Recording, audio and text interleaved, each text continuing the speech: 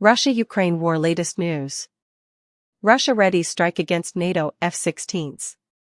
The Russian parliamentarian stated on Monday that the Kremlin is ready to attack NATO bases that house any Ukrainian F-16 fighter planes destined for use against Russia. War between Russia and Ukraine has kept NATO and the Kremlin on high alert, with top NATO officials issuing ever-increasing warnings of direct confrontation with Moscow. As early as February 24, 2022, when Moscow invaded Ukraine, Russian President Vladimir Putin and other Russian officials threatened Western allies and Kyiv with nuclear escalation on multiple occasions. Beginning in the summer of this year, Ukraine will be able to receive F-16 fighter jets from its Western partners. The first F-16s are anticipated to be delivered by the Danes in the summer and the Dutch in the fall. The two countries are spearheading the endeavor.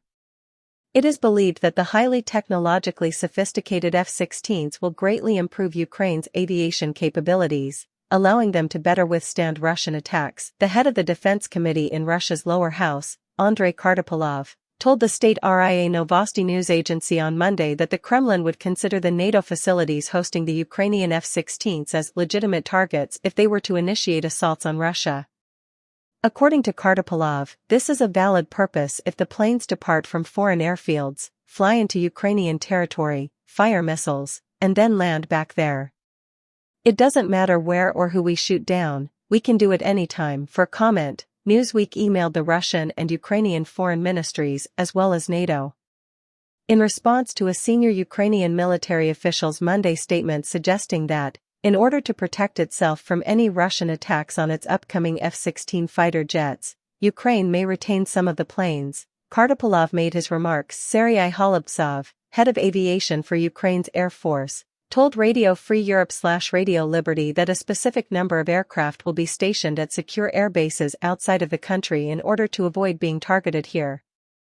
This way, we can maintain a constant operating fleet size that is directly proportional to our pilot strength. Ukraine could use more planes if its pilot population grows. There are a number of obstacles to incorporating F-16s into Ukraine's Air Force, the most significant of which are the necessity of secure, well-maintained runways and fortified hangars to ward against ground assaults. Frank Ledwidge, a senior lecturer in law and war studies at Portsmouth University in the UK and a former British military intelligence officer, told Newsweek that when the jets arrive, they will be an absolute magnet for Russian air defenses and Russian aircraft. However, it is unclear how many Ukrainian air bases can meet those requirements. In late March, Putin warned that Western air bases hosting F-16s conducting missions against Russia would be a legitimate target, and Kartapolov's remarks echoed that warning. A Russian armored personnel carrier, APC, manned by Russian soldiers is attacked in the middle of the action in eastern Ukraine by a Bradley infantry fighting vehicle controlled by Ukrainians, according to new footage.